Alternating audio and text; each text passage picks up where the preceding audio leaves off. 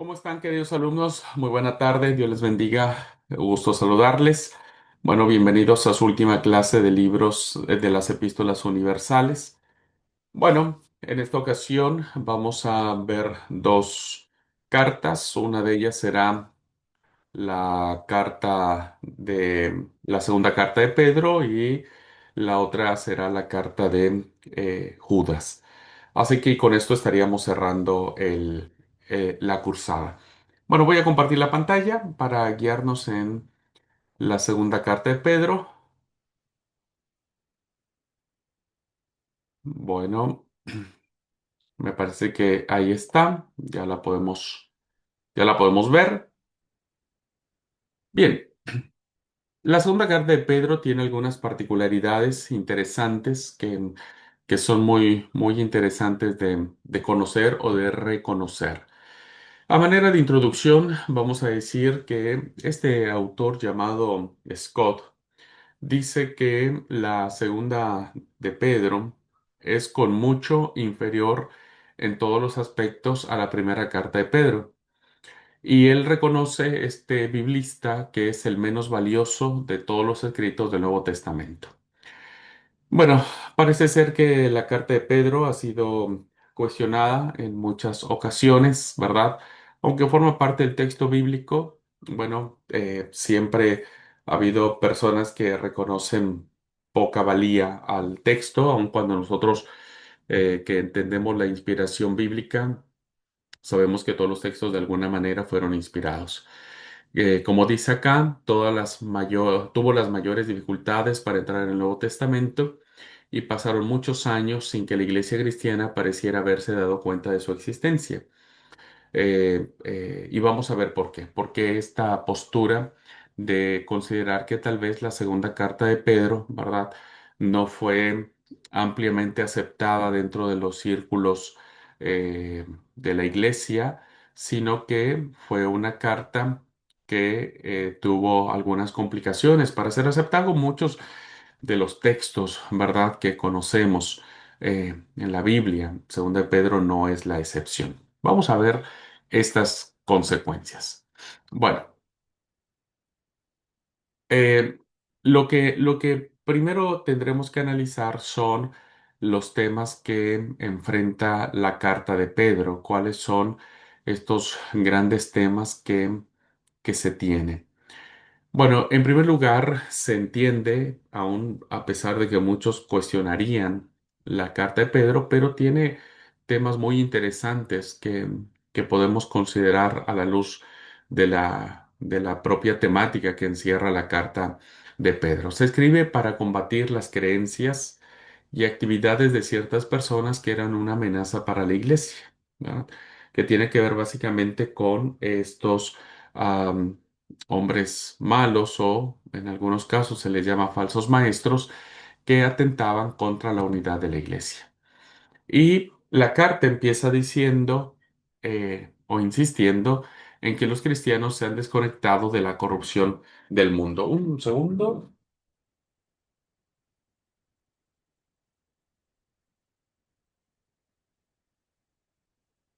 Bueno, dice la segunda carta de Pedro de la siguiente manera.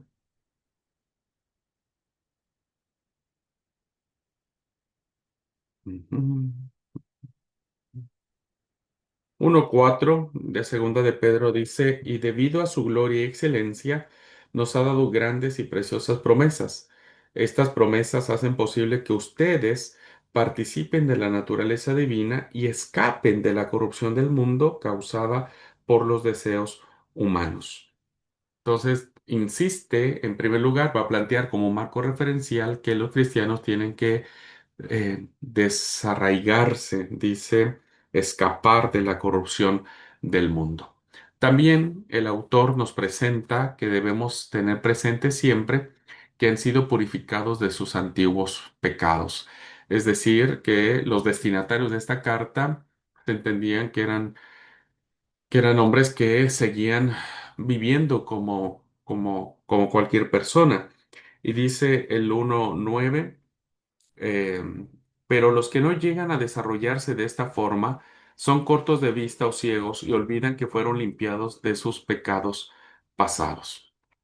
Evidentemente son cristianos que han vivido una vida muy complicada, desordenada, muy ligada al mundo, y Pedro reconoce que ellos deben saber que es importante que sigan siendo desconectados de la corrupción del mundo y que no olviden que sus antiguos pecados, sus pecados pasados, fueron y han sido perdonados.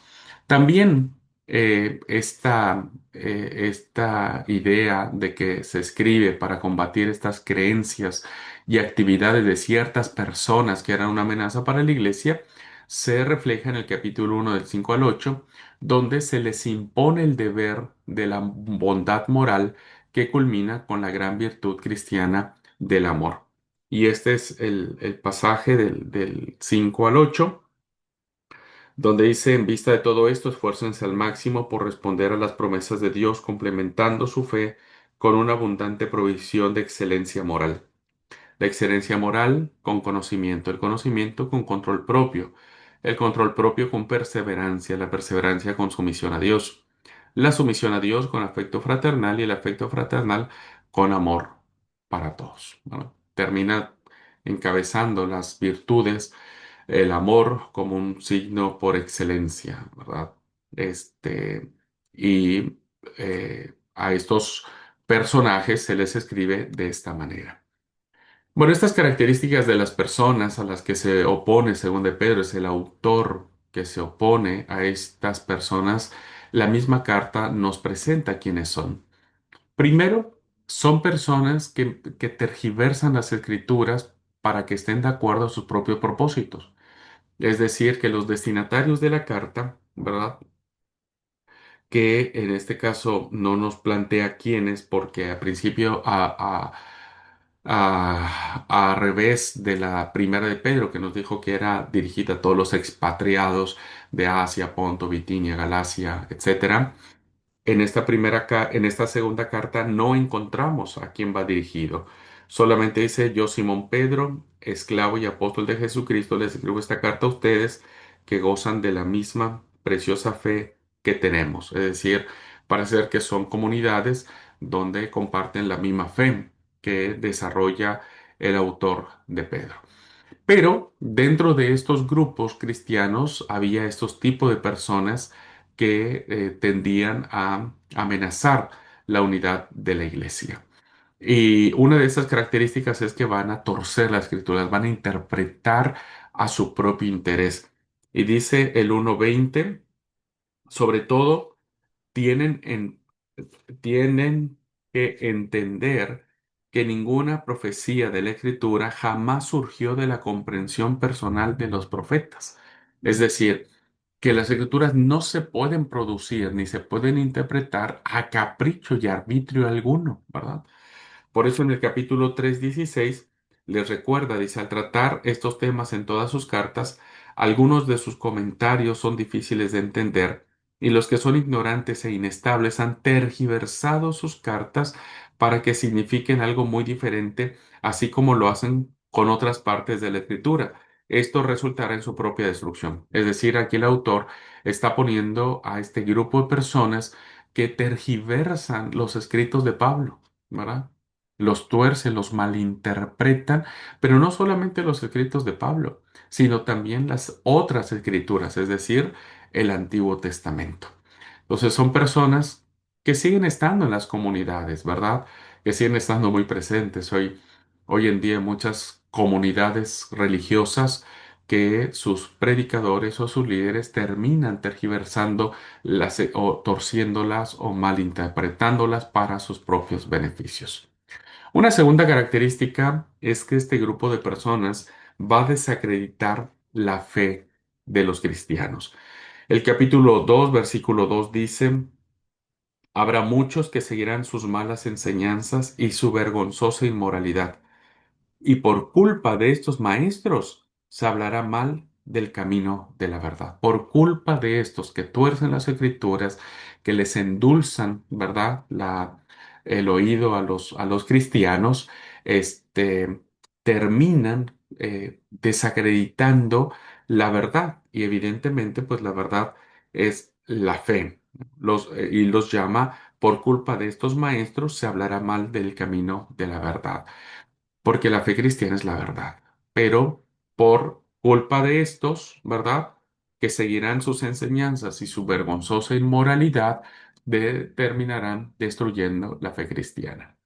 Una tercera característica de estas personas es que codician ganancias materiales y explotan a sus semejantes, es decir, son usureros, son personas que se valen de otras para sus propios intereses económicos. Y dice el capítulo 2, versículo 3: llevados por la avaricia. ¿Qué es la avaricia? La ambición, el deseo desmedido de tener plata, de tener poder. Dice, llevados por la avaricia, inventarán mentiras ingeniosas para apoderarse del dinero de ustedes. Pero Dios los condenó desde hace mucho y su destrucción no tardará en llegar. No nos suena extraño, ¿verdad? Que hoy en día siga habiendo estos eh, falsos profetas que buscan la plata de sus seguidores. Y el versículo 14 eh, también lo plantea de esa manera y dice el 14: cometen adulterio con solo mirar y nunca sacian su deseo por el pecado. Incitan a los inestables a pecar y están bien entrenados en la avaricia. Viven bajo la maldición de Dios. Entonces, tenemos claramente acá cómo estas personas codician estas ganancias, la plata de los otros, y de alguna manera los van a explotar, ¿no es cierto? Están bien entrenados en la avaricia, es decir, con palabras suaves, con palabras de hermano, necesito, dame, etcétera, etcétera, los entrenan para este tipo de situaciones. Una cuarta característica que nosotros encontramos de estos falsos maestros es que están condenados y compartirán la suerte de los ángeles rebeldes. Capítulo 2. Versículo 4 dice, pues Dios ni siquiera perdonó a los ángeles que pecaron, sino que los arrojó al infierno dentro de fosas tenebrosas, donde están encerrados hasta el día del juicio. ¿Verdad? Los compara. Dice, ni siquiera los ángeles rebeldes fueron condenados por Dios, sino que estos fueron arrojados dentro de fosas tenebrosas y están encerrados hasta el día del juicio. ¿No? Fíjense la advertencia que hace el autor de la segunda de Pedro para condenar a esas personas que realmente estaban haciendo mucho daño. También dice acerca de la generación que precedió al diluvio en el 2:5. Dice, Dios tampoco perdonó al mundo antiguo, aparte de Noé y a los otros siete miembros de su familia. Noé advirtió al mundo del justo juicio de Dios y por eso Dios lo protegió cuando destruyó con un gran diluvio al mundo de los que vivían sin Dios. Es decir, a toda esa generación malvada, perversa, Dios también la destruyó. Hace otra referencia al Antiguo Testamento que tiene que ver con Sodoma y Gomorra. El versículo 6 dice, tiempo después, Dios condenó las ciudades de Sodoma y Gomorra y las redujo a montones de ceniza, las puso por ejemplo de los que sucederá a los que viven, de la gente que vive sin Dios. Y finalmente pone como ejemplo también al falso profeta Balaam, que su historia está desarrollada en el libro de Números, que dice en el capítulo 2:15, se apartaron del buen camino y siguieron los pasos de Balaam, hijo de Beor, a quien le encantaba ganar dinero haciendo el mal. Vean ustedes las referencias tan complicadas, ¿no es cierto? Tan puntuales, tan únicas, que nos hace ver, pues evidentemente, esta seriedad con la que el autor está tratando el, el tema, ¿verdad? Que está tratando el tema. Dios no perdonó ni a los ángeles, ni a la generación malvada, ni a los de Sodoma y Gomorra, mucho menos también a Balaam. Una cuarta característica dice que son criaturas bestiales, gobernadas por sus bajos instintos, ¿no? Son gente despiadada, gente eh, que, que actúa de manera irracional, instintiva. Dice el versículo 12, dice, estos falsos maestros son como animales irracionales que viven por instinto y nacen para ser atrapados y destruidos. Se burlan de lo que no entienden e igual que animales serán destruidos, ¿no? O sea, vaya comparación lo que está haciendo. Imagínense esta clase de personas. Hoy lo vemos, hoy son como animales sedientos de poder, de fuerza, de seguidores, de plata, de ambición, predicando falsas doctrinas, etcétera, ¿no? Entonces, qué, qué interesante que esto no ha cambiado mucho desde el tiempo del apóstol Pedro o del autor de Pedro. Y también dice que estos personajes son dominados por sus instintos, por sus concupiscencias. Dice el versículo 10, dice, Él trata con particularidad severidad a los que se entregan a sus propios deseos sexuales pervertidos y desprecian la autoridad, sus bajos deseos que los lleva a cometer pecados que lastiman a otras personas, que dañan la dignidad de otras personas. Y el versículo 18 dice, se jactan de sí mismos con alardes tontos y sin sentidos. Saben cómo apelar a los deseos sexuales pervertidos para incitar a que vuelvan al pecado los que apenas escapaban de una vida de engaño, ¿no? Que es otra característica de estas personas. La sexta característica que encontramos de estos falsos maestros, de esos que se están metiendo dentro de las comunidades cristianas, dice que tienen los ojos llenos de adulterio. El versículo 14 dice, cometen adulterio con solo mirar y nunca sacian su deseo por el pecado. Cometen adulterio con solo mirar, su mirada libidinosa, sucia, asquerosa, ¿verdad? Para ver a las mujeres, a los hombres. Y eso evidentemente pues hace despreciable su propio ministerio. Además, estos falsos maestros como dije, se están infiltrando en la iglesia, son presuntuosos, soberbios, arrogantes. El versículo 10 que leímos, ¿no es cierto? Lo plantea muy bien. Eh, desprecian la autoridad, dice, desprecian la autoridad. Son personas que no tienen el mínimo valor, ¿verdad? Son de esos que gritan, manotean y demás. Otra característica dice que pasan las horas del día en orgías de lujuria incontrolable, ¿no? Dice, su destrucción será la recompensa que se recibirán por el daño que han causado. A ellos les encanta entregarse a los placeres perversos a plena luz del día. Son una vergüenza y una mancha entre ustedes. Se deleitan en el engaño, incluso mientras comen con ustedes en las reuniones de compañerismo. O sea, a la luz del día hacen sus orgías, tienen relaciones sexuales, ¿verdad? Hombre, mujeres, en grupo, etcétera. Es una lujuria descontrolada y viven sin vergüenza, son unos sinvergüenzas estos falsos maestros que están dentro. Otra característica que ataca a la segunda de Pedro es que hablan mucho de la libertad, pero lo que llama libertad es realmente es un libertinaje, es una percividad sin límites y ellos mismos son esclavos de sus propios vicios. Dice el versículo 19, eh, prometen libertad, pero ellos mismos son esclavos del pecado y de la corrupción porque uno es esclavo de aquello que lo controla, ¿verdad? Entonces dicen, no, uno es libre y demás, pero terminan siendo eh, terminan siendo ellos mismos arrastrados por su propio pecado, ¿verdad? Entonces, nadie que vive en pecado se siente libre porque está encadenado en, en su propia concupiscencia, en su propia maldad, en sus propios vicios, ¿no? En su propia vida libertina. Y finalmente, otra característica más, vean cómo estas características de estos falsos maestros se estaba infiltrando, insisto, dentro de las comunidades de fe. Y dice, no solo están engañados, sino que engañan y descarrían a los demás. Dice el versículo 14, eh, vienen tras los, viven, incitan a los inestables a pecar, ¿no?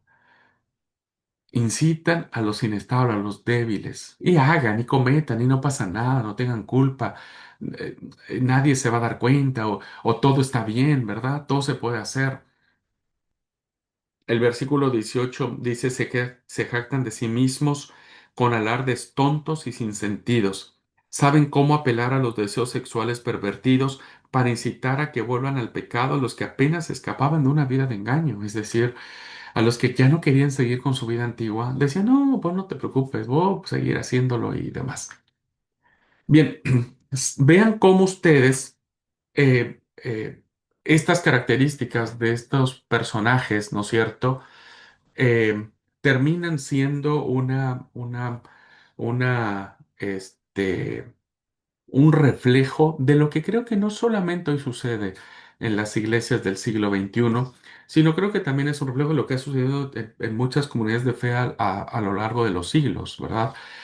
Y que debemos ser muy cuidadosos de no permitir que dentro de nuestras comunidades de fe puedan infiltrarse estas personas. Pero más aún, tenemos que ser muy cuidadosos que nuestros miembros de iglesia no se sientan atrapados, arrostrados, no se sientan influenciados, no se sientan tentados a querer seguir a este tipo de líderes o a este tipo de pseudo profetas o de pastores o apóstoles o pastoras o profetisas o no sé cómo se llamen, que cumplan con estas características. Debemos rechazarlos y debemos evitarlos porque evidentemente eso marcha fuera de el plan de Dios. ¿Ok? Otro tema, no solamente la segunda de Pedro va a abordar esto, este, que tiene que ver con las características de estos hombres perversos, sino que van a negar algo que es muy importante, el, ¿cómo es? Pues el hecho este, de la venida de Jesús, la segunda venida, que eso era fundamentalísimo, era parte de la doctrina, de la predicación de los apóstoles, de Pablo mismo, ¿verdad? La venida de Cristo, ellos decían, no, el Señor no va a venir.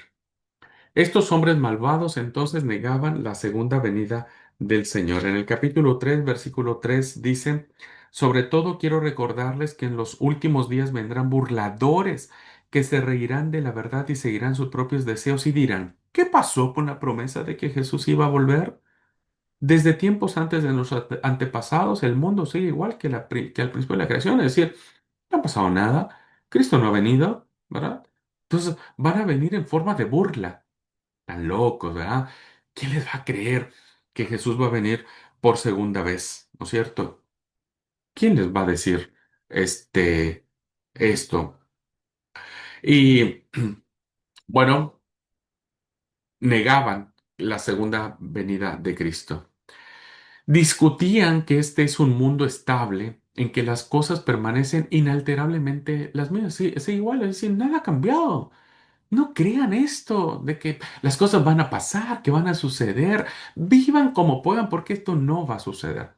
Y también ponían en duda de que Dios retrasaría las cosas de tal manera que es posible suponer que la segunda venida del Señor nunca va a suceder. Es decir, Dios va, viste, a postergar y el Señor no va a venir nunca más. La respuesta de la segunda de Pedro es que este no es un mundo estable. No es así, no es tan estable como ellos piensan, que de hecho ya fue destruido una vez por agua por el diluvio, precisamente porque no era estable, y que será destruido por el fuego de la conflagración final. Pedro está tomando una figura, un símbolo apocalíptico, ¿ya? No significa que va a caer fuego del cielo y nos va a quemar a todos. Está diciendo que el fuego simboliza siempre una purificación, que es decir, este mundo tiene que cambiar, este mundo tiene que ser transformado, este mundo tiene que ser purificado, ¿verdad? Y el símbolo más por excelencia que tenemos Pues es el fuego. Entonces, de esta manera, eh, la segunda de Pedro responde, dice, no, si Dios está retardando esto porque tiene misericordia, pero de que cumplirá su promesa, la cumplirá. Ah.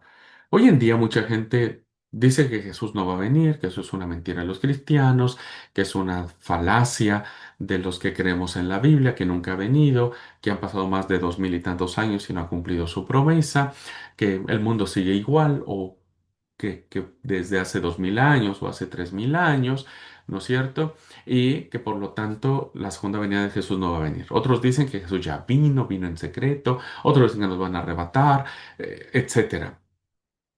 Pero aunque si bien es cierto, Jesús no ha venido por segunda vez, su promesa permanece en pie y Él vendrá porque lo prometió.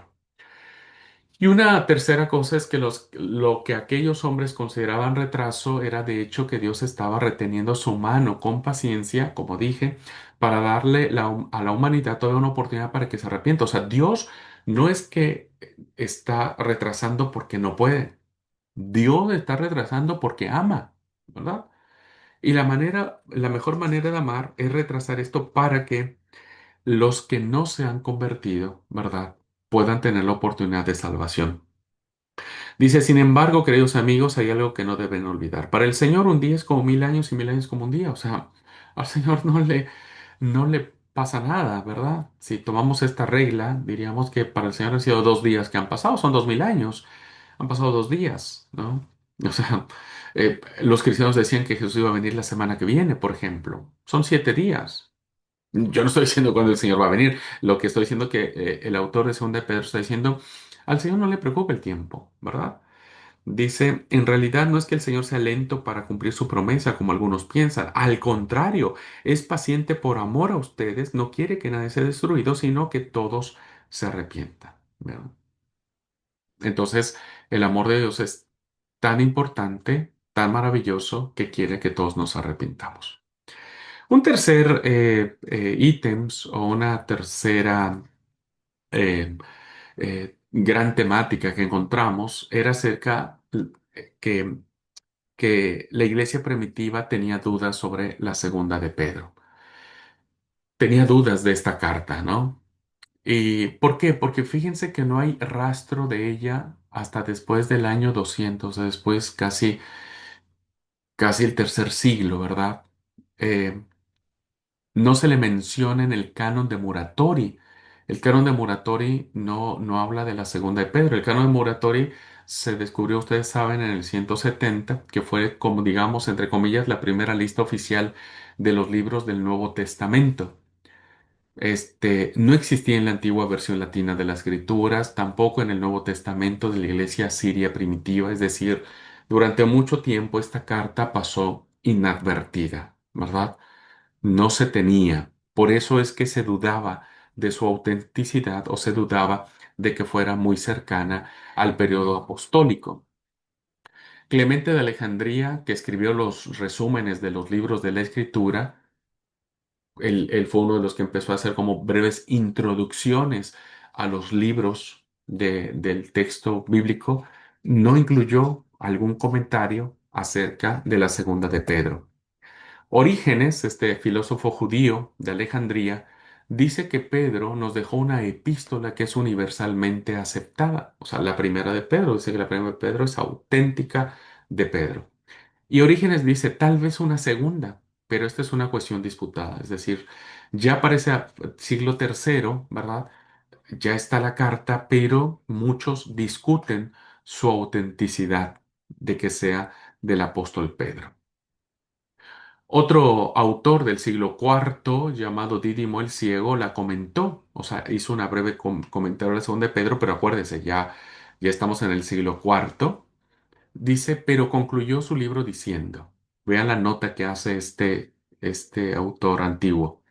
No se debe olvidar que esta carta es espuria, es decir, falsa, ¿no? Que no cuenta con el testimonio unánime de toda la iglesia.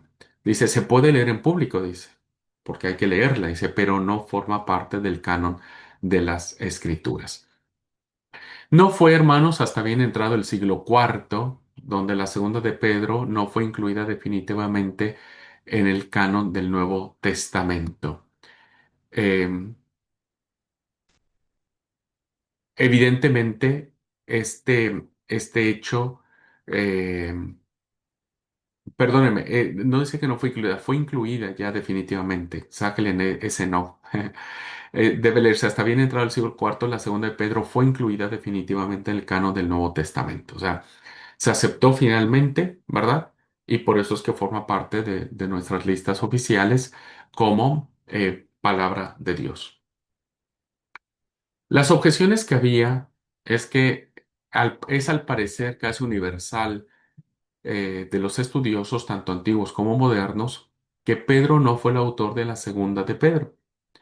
Hasta Calvino, el gran reformador, consideraba imposible el que Pedro haya escrito esta carta, ¿verdad? Entonces, se aceptó dentro del canon, se siguió copiando en todos los códices, en todos los manuscritos. Segunda de Pedro, después del siglo cuarto, ya no salió más del canon bíblico, pero evidentemente entre muchos estudiosos lo que se planteaba era ahora la autoría de la carta. Y para muchos consideraban que no era una carta escrita por Pedro. ¿Cuáles son las razones contra la autoría petrina? ¿Por qué se dice que no podría ser Pedro, el pescador, el discípulo del Señor, el autor de esta carta? Bueno, son las siguientes. Primero, está la extremada lentitud y hasta reticencia de la iglesia primitiva para aceptarla. O sea, tardó mucho la iglesia primitiva en su generalidad aceptar esta carta como palabra de Dios. Y eso puso como que en duda mayor, ¿no? Esto. Pero no fue la única carta, ¿eh? Tranquilos, Apocalipsis también, no crean que entró muy rápido en el canon bíblico.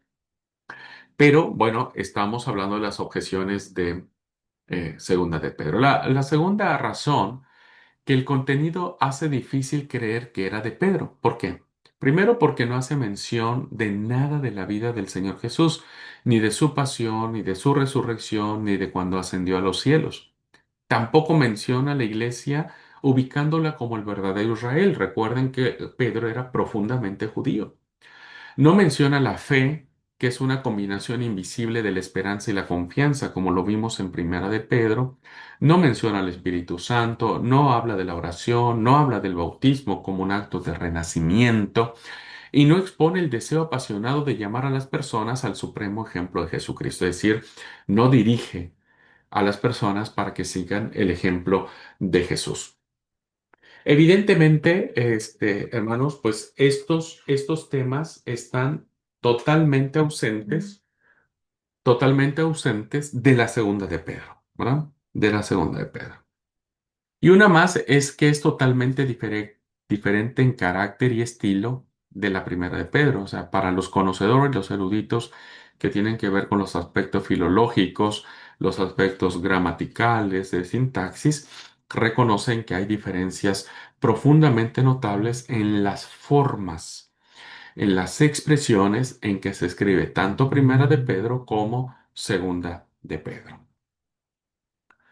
Una quinta objeción es que algunas cosas de Segunda de Pedro apuntan casi irresistiblemente a una fecha tardía, ¿verdad? Que no pudo haber sido antes de que el apóstol Pedro muriera. Estamos hablando del año 64, más o menos, que muere el apóstol Pedro. Entonces, si esta carta es petrina, tendría que haberse escrito antes del 70, mucho antes del 65.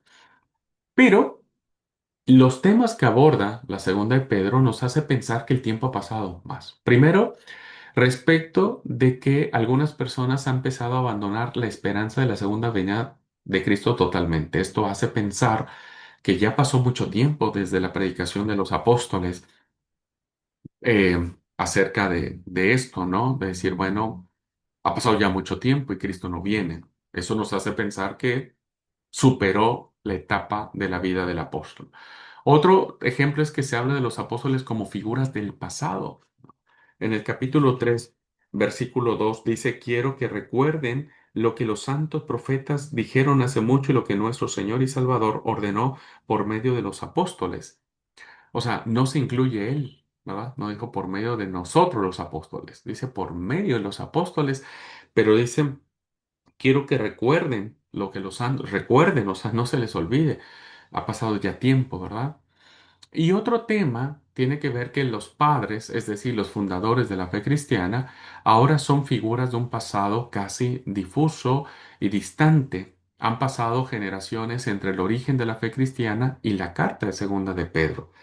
Esto se atestigua en el versículo 4 que dice, dirán, ¿qué pasó con la promesa de que Jesús iba a volver desde tiempos antes de nuestros antepasados? Es decir, ha pasado ya mucho tiempo, ¿no? Uno podría pensar, por ejemplo, en los pastores que estuvieron en sus congregaciones, ya casi no los recordamos, ¿no? ¿Por qué? Porque el tiempo pasó. Y es probable que estemos ante la presencia del mismo fenómeno en la segunda de Pedro. Y una última objeción, ¿verdad? Es que tenemos la referencia a las cartas de Pablo, ¿no? Cuando leímos en el capítulo 3 que, que estaban refutando, dice el 15, recuerden que la paciencia de nuestro Señor da tiempo para que la gente sea salva. Esto es lo que nuestro amado hermano Pablo también les escribió con la sabiduría de Dios que Dios le dio. Es decir, la segunda de Pedro deduce claramente, fija de manera indubitable que las cartas de Pablo eran conocidas y usadas por toda la iglesia. Este fenómeno de la colección de las cartas paulinas fue posterior a la muerte de Pablo, ¿no? Y mucho tiempo después se unieron de forma unitaria las cartas, porque recuerden que las cartas eran enviadas a muchos lugares y pasó largo tiempo para que pudieran reunirse en un solo compendio y entonces pudieran leerse las cartas de maneras completas, ¿verdad? En ese tiempo. ¿Por qué? Porque además eran propiedad pública y además se les consideraba ya escritura al mismo nivel que las otras escrituras. Es decir, ya las cartas de Pablo tienen poder canónico, ¿no? Autoridad canónica como el Antiguo Testamento. Y para que eso sucediera, pues evidentemente tuvo que pasar el tiempo para que las cartas pudieran ser admitidas por la gran iglesia en el tiempo. Las cartas de Pablo no se coleccionaron y publicaron hasta por lo menos, como dije, en el año 90, pasaron muchos años después de la muerte de Pablo, y pasarían bastantes años antes de que adquirieran el reconocimiento de Sagrada Escritura. No creen que fue tan fácil. Hubo muchos detractores de vida de Pablo, así que es prácticamente imposible el que nadie pudiera escribir así hasta mediados del siglo segundo. Por eso es que hay muchos biblistas que datan la segunda de Pedro en el 120, 130 y algunos hasta el 150, ¿verdad? Después de Cristo, evidentemente, un siglo después de que murió eh, Pedro, ¿no? Un siglo después. Y evidentemente esto ha hecho que los autores, los biblistas, los especialistas no consideren la segunda de Pedro como autoría petrina. Bueno, sin embargo, ¿verdad? Esto no nos deja a nosotros ninguna duda de que aunque no haya escrito segunda de Pedro, el apóstol Pedro, quien la haya escrito y por la guianza del Espíritu Santo entró acá, pues evidentemente eso hace pensar que Dios quería decirnos algo. Y si ustedes leen la segunda de Pedro, pues se darán cuenta que refleja mucho de nuestras experiencias presentes, de las vivencias que tenemos en las iglesias hoy, ¿verdad? Y que evidentemente nos ayudarían a entender mucho de los fenómenos que se están dando. Es probable que esto que plantea segunda de Pedro haya sido el resultado ya de una iglesia consolidada, de una iglesia que está teniendo ya una experiencia de ser iglesia como la tenemos hoy nosotros, ¿no? Y que evidentemente la segunda de Pedro nos sigue diciendo cosas especiales para nuestras vidas, ¿ok? Eh, también hay, ustedes pueden buscar, hay muchos textos y todavía sigue habiendo biblistas y eruditos que defienden con sus argumentos que la carta de Pedro, la segunda de Pedro, sí es petrina, ¿verdad? Y tienen sus propios argumentos y bueno, estará siempre en debate en la academia. Algunos estarán a favor de la autoría petrina, otros estarán a favor de que fue un autor anónimo que no sabemos quién escribió, que puso el nombre de Pedro, que era muy común, como siempre hemos dicho, en el mundo antiguo, de escribir alguna obra y colocarle el nombre de una persona famosa que no estaba mal visto, eh, bueno, que también fue guiada por el Espíritu Santo y que sigue siendo para nosotros inspiración divina y palabra de Dios, ¿no? Muy bien, pues es así entonces como hemos dadole un pequeño repaso a la segunda carta de Pedro. Bueno, voy a cortar aquí la grabación para que podamos iniciar una nueva grabación y colocar esta grabación en el apartado de donde dice Segunda de Pedro e iniciar una nueva grabación para ver lo que es la clase de Judas. ¿Le parece? Bueno, permítanme un segundito.